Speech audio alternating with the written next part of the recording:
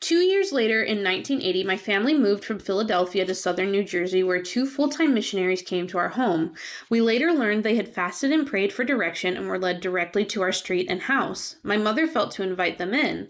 We were taught by a series of missionaries, and both parents and all 10 children were baptized over several years. That's crazy. They have 10 kids.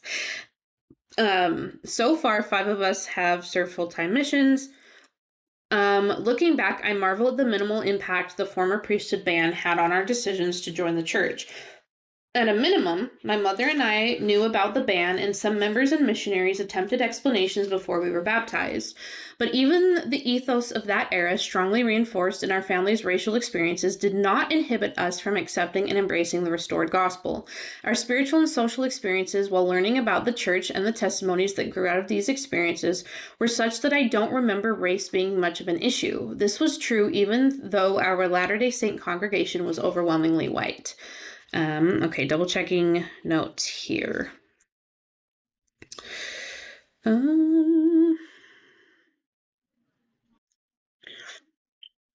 Okay, here we go.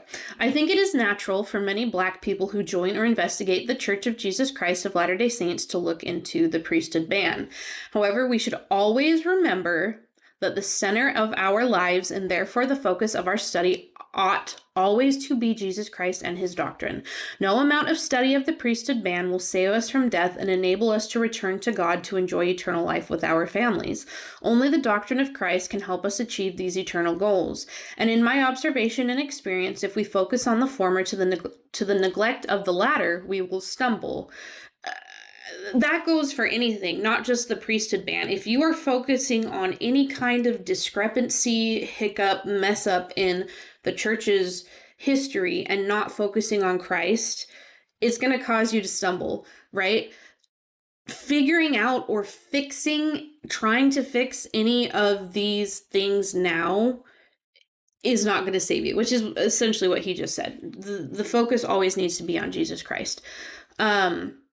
And in my observation and experience, if we focus on the former, I read that. As I sought to deepen my relationship with God, I found my focus and energy continually more centered on Jesus Christ and his atonement.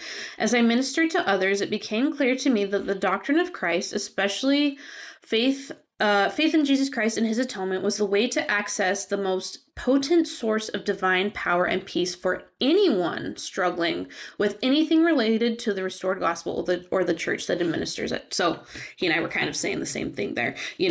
Jesus Christ is how you're going to find the ability to get through, the ability to cope, the ability to understand or come to terms with. Jesus